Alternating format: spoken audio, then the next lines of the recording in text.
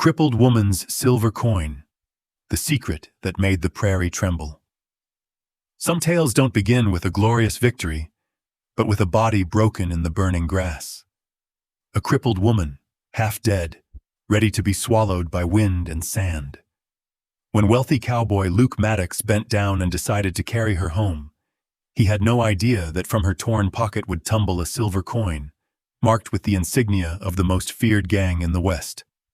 That single coin would crack open a chain of blood and tragedy, where every step forward left another stain that could never wash away. It was high noon in the West. The sun hung like a red-hot blade, searing the prairie dry. The wind came in harsh waves, carrying the smell of ash and burnt straw, scraping skin like fire's tongue. On the winding dirt road through the open grassland, a lone horse reared and stopped. Luke Maddox pulled tight on the reins, narrowing his eyes. Something was caught along a rotting fence, nearly hidden in the yellowed weeds. At first, he thought it was just a forgotten sack, or the stripped carcass of some animal. But then the wind shifted. He saw hair. Long, tangled hair, caked with dust like brittle straw. Luke sat upright, nudging his horse closer. And then he saw it. It wasn't a sack. It was a woman. A young woman. Her body half buried in the dirt, head slumped against a broken post. Skin burnt dark, cracked like old leather. Lips split black with dried blood.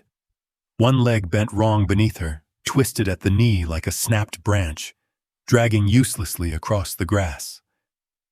Luke froze. He'd seen men die of thirst, seen cattle collapse in the desert. But this was different. This body still clung to breath, ragged, trembling, and around her lips, a swarm of flies fed greedily, black and relentless. He swung down from his horse. The wind whipped grit into his face as he stepped closer. She didn't move. Only when his shadow fell across her did her eyelids flicker open, revealing a clouded gaze. It wasn't the look of someone about to die. It was the look of someone who had already died inside long ago, her body just too stubborn to let go. Luke's throat tightened. He crouched. Her skin was scorched, bruises old and new. Torn men's clothing hung in rags around her frame. Bare feet wrapped in bloodied burlap. Her chest rose so faintly, it was a wonder she breathed at all. He waved the flies away, then spoke low and rough. "Woman, you plannin' to die out here?" Her lips cracked, forming words not of plea, not of prayer, just jagged breath. "Leave me." But her eyes did not beg for death. They were hollow, yes, but deep down a spark of ash still smoldered. The prairie wind screamed through the broken fence. In the distance, crows circled, crying hoarse. Luke stood over her, a wealthy, lonely cowboy, staring at a life nearly swallowed by dust. He knew, if he turned his horse now, in an hour there would be nothing left but bones and sand. And in that moment, Luke Maddox found he could not walk away. The woman stirred weakly, blood at her lips, her voice like stones grinding together. "Let me die." The words were so thin they could have blown away with the next gust. Yet Luke heard them clear. His brows knit, caught between pity and anger. In this land, those who fell rarely rose again. But this one, with her broken leg and cracked lips, still fought against salvation. Luke sank down beside her, eyes dark beneath the brim of his hat. His voice came like gravel rolling. "If I ride on, you'll be nothing but dried bones for the buzzards." She turned her face aside, as though his presence was insult enough. A bitter laugh rattled out, faint and sharp. "So what? Sounds kinder to me." Her chest heaved, breath catching like dying embers. Luke's calloused hands clenched on his knee. Then suddenly, he slid his arm beneath her, lifting the frail body clean off the ground. She, Clara Monroe, though Luke didn't know her name yet, tried to scream, but only a hoarse groan escaped. Her fists struck his chest, weak as twigs against leather. Luke didn't flinch. He felt how light she was, and yet how heavy the despair that clung to her like chains. With each step back to the horse, her crippled leg brushed against him, a cruel reminder of the fate she dragged behind. The horse whinnied, then stilled as Luke heaved her onto the saddle. Sunlight poured down, casting long shadows, a wealthy, solitary cowboy, and a dying stranger. They passed through the weathered gate, wheels rattling over gravel toward the Maddox Ranch. Fences groaned in the wind like ghosts of a land soaked in blood and gun smoke. Luke held the reins tight, his gaze fixed on the silver coin resting in his palm. Etched on it, a skull with crossed daggers gleamed like a scar burned into memory, the mark of the Black Vultures. The name chilled his blood. 20 years ago, they had burned an entire town to ash. His town. Left only blackened corpses and the screams of the dying carried on the night wind. Luke was one of the few who survived. Since then, he'd lived with the memory like a knife at his throat, swearing to one day wipe the vultures clean off the earth. But they had vanished. No hoofbeats, no gunshots, no trace. Until now. He looked at Clara, fragile, exhausted. Yet for an instant he thought he saw a flash of fire in her eyes. She wasn't just a victim. She carried the Black Vulture's secret. "Where'd you get this coin?" Luke's voice dropped heavy as stone. Clara flinched, trembling. She bit her lip, avoiding his eyes. I didn't steal it. They've left it." "Didn't steal it, yet you kept it. That ain't the kind of keepsake an honest soul carries." Luke's hand closed tight, the coin cutting into his skin. The wind rose, carrying the thunder of distant hooves. Luke snapped his head south. On the horizon, black figures emerged. 5, 6 riders clad in dark coats, horses kicking dust. No mistaking them. The Black Vultures were coming. Clara broke into sobs, choking on fear. "They're after me. They'll kill anyone who shelters me." "Then speak," Luke barked, steel flashing in his eyes. "Who are you? Why do they hunt you?" Clara lifted her tear-streaked face, yet in her gaze was iron. "I was betrothed to their leader. He murdered my father, forced me to his side. I ran, with something they'll kill to take back. The map of where they hid a decade's worth of blood-soaked treasure." The world went still. In Luke's mind, gunfire from 20 years past roared alive again, screams lost in flame. And now, the chance to settle the debt of blood stood before him. But it meant facing the very ghosts the West called the Desert Phantoms. The riders grew closer, dust boiling in their wake. Hooves pounded like war drums. Luke jerked the reins, pulling Clara down, pressing her against the fence. His colt flashed silver in the sun. "Listen, Clara," he growled low. "If you truly want this nightmare to end, then from here on, you stand with me. No more running. They're here, and we face them." She trembled, then seized his arm, voice breaking yet firm. I'll fight. Let's end this." A harsh laugh split the air. The lead rider, a giant figure in a black coat, half his face hidden behind a scarf, pulled his horse to a halt. His eyes burned cruel through the dust. "Luke Maddox." His voice rolled like thunder. "At last, we meet again." Luke's heart clenched. It was him. The same man who had aimed his gun at Luke's family 2 decades ago. Now flesh and blood before him. Every ounce of hate roared to life inside Luke's chest. He raised his gun, no hesitation left. Behind him, only an old ranch. Before him, his sworn enemy and a legion of killers. No escape. There was only one road left. A battle for survival in the Wild West, where justice would be carved in the flash of gunfire. If you were here, whose side would you take? A. Luke Maddox, the cowboy who chose to save, no matter the cost. B. Clara Monroe, the haunted woman who wished only to surrender. Or would you choose another? Tell me in the comments if you're still riding with this story.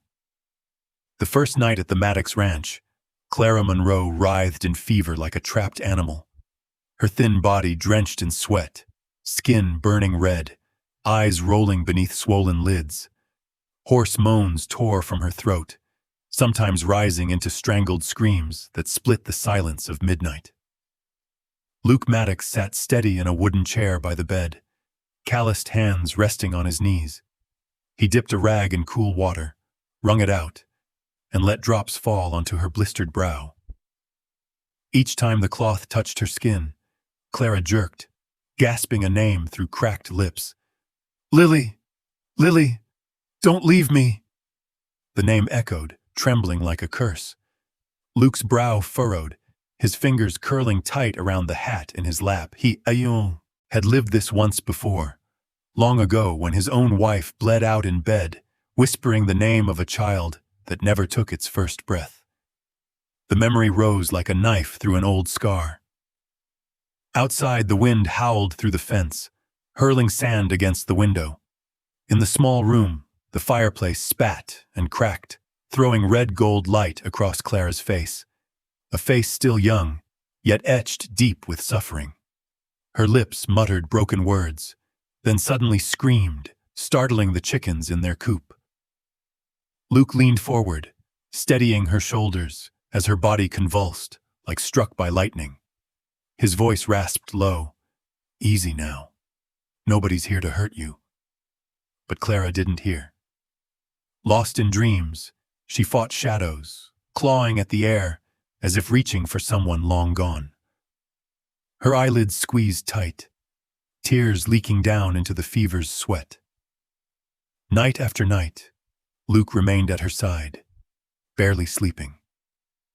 He changed cloths, coaxed water past her lips, then sat like stone, keeping vigil. Any other wealthy man would have walked away from a nameless cripple. But to Luke, her fight for survival mirrored the life he'd lost long ago. Once, in the deepest of her fever, her voice softened into a whisper. Don't let him touch me." Then she shrieked, bolting upright, sweat flying like rain. Luke gripped her shoulders hard, his eyes gone dark. He didn't know who he was, but the ghosts tearing at Clara were merciless. In the flickering firelight, Luke sat watch, guardian to a wandering soul caught between shadows. 3 days later, the fever broke. Clara Monroe opened her eyes. Sunlight cut through the shutters, falling across her blistered skin. She lay still, staring at the strange room, then turned her head slowly. Luke Maddox was slumped against the wall, heavy-eyed from nights without sleep. When he saw her awake, he simply poured water, handed her the wooden cup. Clara's hands shook as she drank in tiny sips, desperate as if each drop might be the last. At length, her voice rasped, "Why didn't you leave me to die out there?" Luke didn't answer at once. He tightened his grip on the cup, eyes dark beneath his brow. "Because I once watched someone I loved go that same way. I ain't letting it happen again." Clara stared at him, lips trembling. Then something inside her broke loose. The words spilled like blood. "I am the daughter of Ethan Monroe, a gunman who once made the West tremble. He was killed, and my family went with him. They trapped us inside our cabin. Silas Crow, that bastard land baron, ordered the fire. My father burned, my mother shot before my eyes.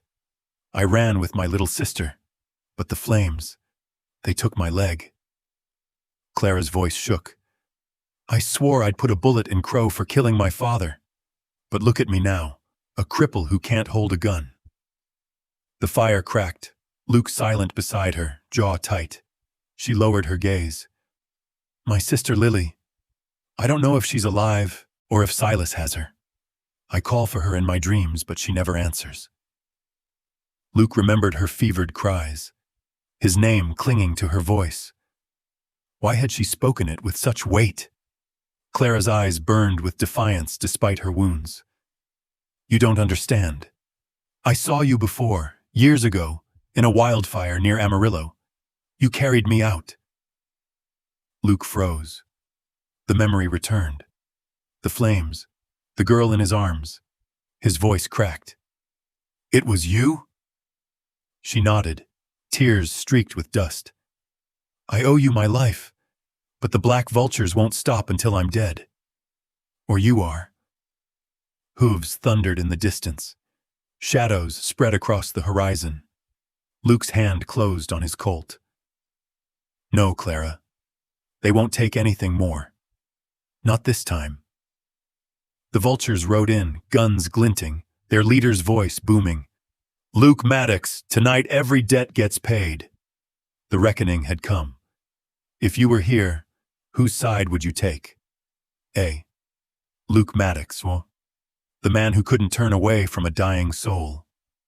B. Clara Monroe, the woman stripped of everything, haunted by vengeance. Or would you choose another? Tell me in the comments if you're still riding with this story. Morning sunlight cut through the cracks of the horse barn, streaking long shafts across the dry earth. Clara Monroe leaned hard on a cane Luke had carved from a cedar branch, hobbling step by step into the yard. Each time her crippled leg touched ground, the tendons strained like they might snap. Sweat darkened her back, but she clenched her teeth, refusing to stop. The cane knocked a sharp rhythm against gravel, echoing through the silent ranch. Chickens scattered when she stumbled and fell, but Clara pressed her palms to the dirt, forcing herself up again. Fire burned in her eyes, fierce beneath exhaustion. From the shade of the porch, Luke Maddox stood watching, hands spread on the rail. Silence was his companion, yet today something stirred in his chest. By the third day, Clara wasn't satisfied with walking. She demanded a horse. Luke frowned, thinking she was jesting, but her gaze was steady and deadly serious. He led out the gentlest mare, old and patient from years at the plow. Clara bit her lip, laid her hand on the saddle, and, with Luke's help, pulled herself up. Her crippled legs snagged, each motion wringing a gasp of pain. But when she finally sat tall, a weary smile broke across her lips. Luke held the reins, leading the horse around the yard. Clara sat straight, cane tucked across her lap, pride sparking in her eyes. The first laps left her trembling, near falling. But with every circle, her back grew stronger, her stare harder.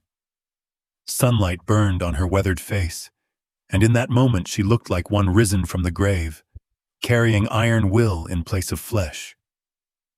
When the horse stopped, Clara clutched the saddle and rasped, I ain't someone to be pitied. I will stand. I will return. Luke studied her long. In her defiance, he saw the ghost of his lost wife, fused with this scarred woman before him. He had only meant to save a life. But now, he knew he had been dragged into something else, a crusade for vengeance. From that day, Clara rode again, her voice sharpened with resolve. They would hunt down every man who had once ridden with Silas Crow, force them to taste the shame they had sown. Luke listened in silence, knowing this road was nothing but storm and blood. But the fire in her eyes kept him from ever saying no. Their first mark was Jed Harper, the overseer who'd thrown the torch into the Monroe cabin. They found him drunk in a saloon of a dusty town. Clara didn't draw her gun. She only pushed herself through the swinging doors on her cane, her gaze cold as forged steel. The whole saloon went quiet. Harper saw her, his face drained white. "Recognize this face?" Clara growled. His hand shook. The glass slipped, shattering on the floor. Clara tossed something at his boots, a charred strip of ribbon, once a girl's hair tie. the last remnant of that fire-lit night. The room shuddered with silence. Clara didn't kill him. She forced him to his knees, pinned the burnt ribbon to his chest, and let out a bitter laugh. Live! So every time you look down, you'll remember you burned a family alive. Harper fled town before nightfall, but word spread fast. A crippled woman had risen from the ashes, hunting down every accomplice of Silas Crow. In the days that followed, Clara and Luke swept through towns, leaving behind broken men bowing their heads in shame. No blood spilled, but the vengeance was heavy enough that the frontier whispered her name. Until one afternoon, they rode through a narrow canyon when gunfire cracked from above. Bullets spat dust at their feet. Luke yanked Clara behind stone, but not fast enough. Shards tore across her shoulder, blood staining her blouse. Laughter rained down from the ridges, Silas Crow's men lying in wait. Clara gritted her teeth, raising her pistol with a shaking arm. But blood blurred her vision. As the outlaws cocked their guns for another volley, a new hail of shots split the canyon. Two of Crow's men toppled from the rocks, their blood soaking into red sand. From the shadows of the pass, a man stepped out. A long coat frayed at the shoulders, black hat hiding half his face. Smoke curled from the silver revolver in his hand. He tipped his hat to Clara, a sly smile tugging at his lips. "Don't be afraid, girl. Name's Samuel Kane. Years back, I shared a card table with Ethan Monroe, your pa. He called me friend." Clara blinked through blood and haze. Samuel reached out, steadying her, his voice smooth as aged whiskey. "Your father owed me a wager. Maybe now it's time I collect, in another fashion." Beneath the brim, his eyes gleamed sharp and hungry, like a wolf circling prey. "If you were here, whose side would you take?" A. Luke Maddox, the wary cowboy who trusts no man's promise.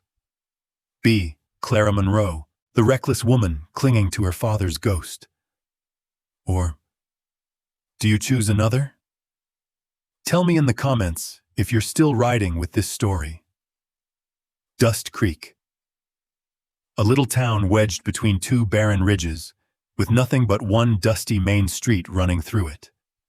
That afternoon, the wind carried the stink of whiskey and sweat out of the only saloon. The doors creaked, the card players froze, and the drunks fell silent at the sound of boots and a cane knocking slow against the boards.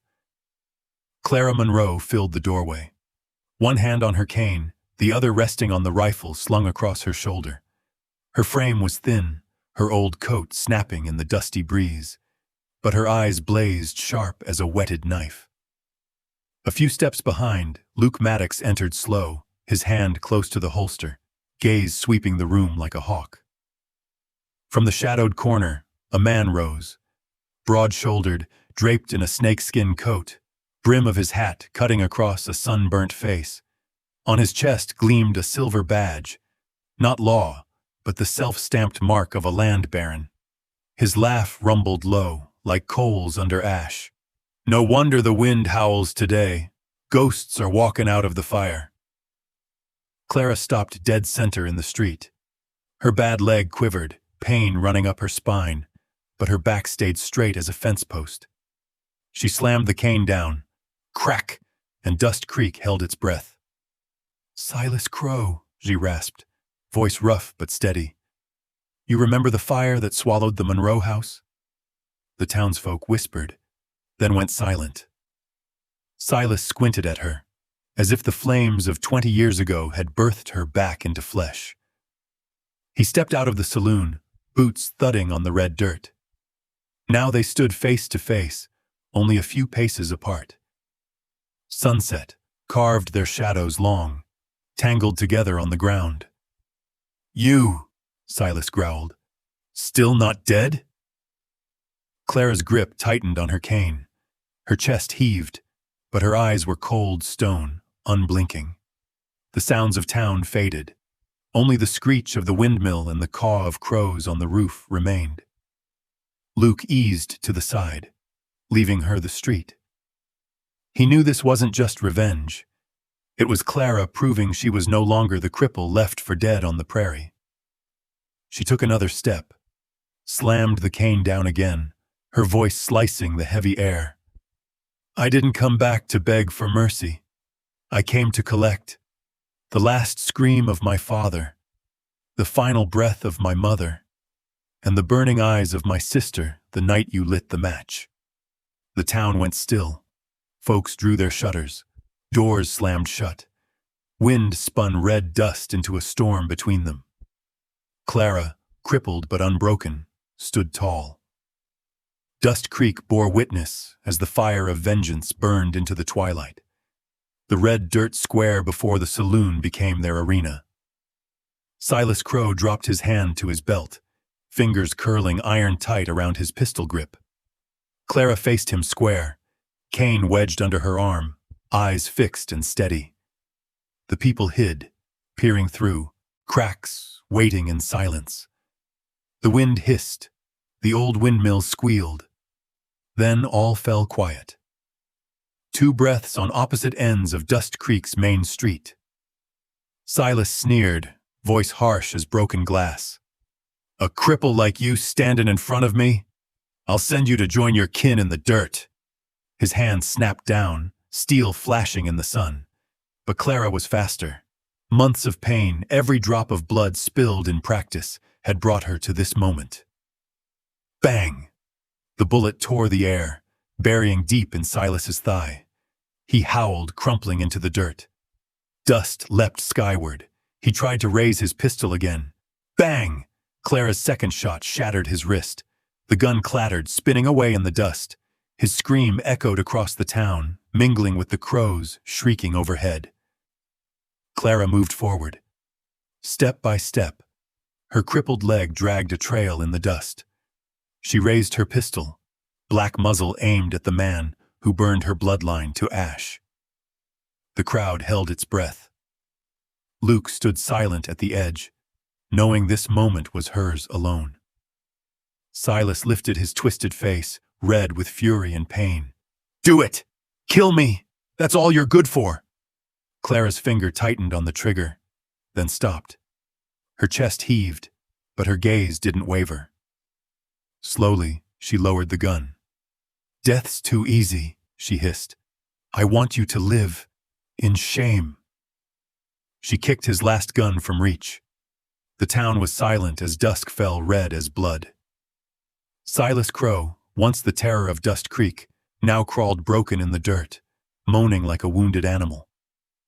Clara turned to leave, but then something glinted from his coat pocket. She froze, reached down, and pulled free a crumpled photograph. Her heart stopped. A young girl, dark-haired, eyes burning familiar as her own. Lily, her sister, alive. Not a ghost of the fire. Alive. Dressed clean, hair tied neat. Not dead. Not lost. Clara's hand shook, the world spinning around her. Her sister lived. But where? And why was her picture in the hands of the man who destroyed them all? If you were here, whose side would you take? A. Clara Monroe, the woman who burned with vengeance, now facing the truth of her sister's fate. B. Luke Maddox, the cowboy who saw the secret that could change everything. Or do you choose another? Tell me in the comments if you're still riding with this story. Since Dust Creek, Clara Monroe was no longer just a woman fueled by hate. The town had seen her stand firm in the middle of Main Street, watched her bring the man who once ruled by terror crashing to the dust, left alive but humiliated, worse than dead. Yet when she rode away, there was no burning rage on her face, only a strange, quiet calm. At night, instead of sharpening her gun or grinding her teeth at the thought of Silas, Clara pulled out an old leather journal, its corners frayed, its pages yellowed, but every line crooked with ink, some blurred by tears. She did not write of blood or screams. She wrote of her mother's apple pies, the sound of Lily's laughter when she climbed the roof, her father's kind eyes teaching her to shoot at the forest's edge. Luke Maddox often sat by the fire, silent, listening to the scratch of her pen. He never asked, never pried. But each time his eyes lingered on that journal, they held sorrow, and a trace of peace shone. He knew Clara was learning to keep her family not through vengeance, but through memory. One stormy night, firelight dancing against the cabin walls, Clara lifted her head and whispered, "Maybe I can't walk the whole road of vengeance, but I can keep who they were alive, so the world don't forget they lived, and they loved." Luke said nothing, but in his chest a decision took root. The next morning, he took rope and hammer, drove his cattle out through the fence. The day after, he sold every last head of steer and horse to an Eastern trader. When the man asked why a wealthy rancher would throw away his fortune, Luke only muttered, "Time to ride on." When he returned, Clara sat on the porch, wind tugging at her tangled hair as she wrote. He laid a leather pouch heavy with silver before her. "This ranch was where I buried my life, but I ain't stayin' buried no more." Clara said nothing. Her eyes reddened, but no thanks passed her lips. She only closed the journal and looked at him, long and steady. In that silence, both knew their roads were bound together now, not just for vengeance, but to salvage what little life the frontier had left them. They left Dust Creek beneath a gray sky, horses fording the dry creek bed, riding through pines until they vanished into the valley. Luke led Clara to a hidden stretch of land, mountains folding around a green hollow, a clear stream singing over the rocks. No tracks of strangers, no shadow of Silas, no men of the black vultures. Only pine resin on the wind, the whistle of air through cliffs, and a sky too wide to close. Luke built a cabin with his calloused hands, every strike of the hammer a silent vow. Clara, crippled but unyielding, helped how she could, stacking wood, patching old blankets, planting herbs in the yard. When the pain grew sharp, she bit her lip until blood came, never letting a groan escape. Slowly, a home took shape. Smoke curled from the chimney, winding through the pines like the first breath of a life reborn. At night, by the fire, Clara cradled her leather journal. Her eyes no longer flamed with hatred, but softened, still deep as the lake at dawn. She knew her body was failing. The wound in her leg worsened, her breath grew shorter. Some nights Luke heard her coughing, then silence so heavy it froze his blood. He never asked, only stoked the fire and sat awake till dawn. One morning as the sun crested the peaks, Luke entered her room. The bed was empty. On the table lay the journal, neatly placed beside a rough map sketched in black ink. His chest tightened as he opened the final page. The handwriting trembled, ink smudged by tears. "If one day I am gone, may you ride on. This map leads to where Lily's trace was last seen. I was too broken to make it, but you can. Tell my sister I never stopped searching." The last words ran thin, blotched as if written in the dark. Luke clutched the journal, eyes stinging. He turned to the porch. Morning wind cut cold through the pines. But Clara Monroe was gone, slipped away in the night, without a word of farewell. He stood silent, like an old tree cracked within, but standing firm in the storm. In his hands, the journal and the map burned like her final testament. Clara had passed the fire on. Now it was his burden, to ride into the unknown, to seek the truth of a sister thought lost. If you were here, whose side would you take? A. Luke Maddox, the man left behind, carrying her last will and the map into the next chapter of blood and mystery. B. Clara Monroe, the woman who departed, leaving only memories and an unfinished fire. Or would you choose another? Tell me in the comments if you're still riding with this story. That winter, the valley drowned beneath heavy snow. The cabin Luke had built with Clara stood lonely now, its fire tended by him alone. Each morning he shoveled snow from the roof, stacked wood by the wall, then sat long and quiet by the frozen stream. Clara was gone. She had left behind her leather journal and the map, her last will.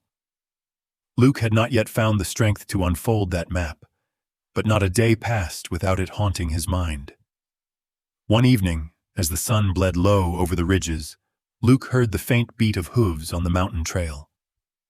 Stepping to the porch, he saw a boy, thin, no more than 12, astride a half-dead pony. His face was pale with cold, his coat torn, hands purple and stiff. When he reached the cabin, he collapsed in the snow. Luke carried him in, sat him by the fire. After a cup of hot water loosened his lips, the boy whispered, "My name's Jonah. Clara Monroe once saved my mama.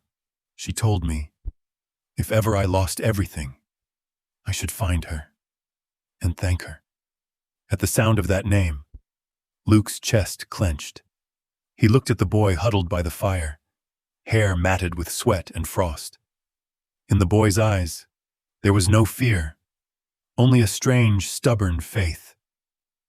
"Clara ain't here no more," Luke said slowly, "but the fire still is." Jonah bowed his head.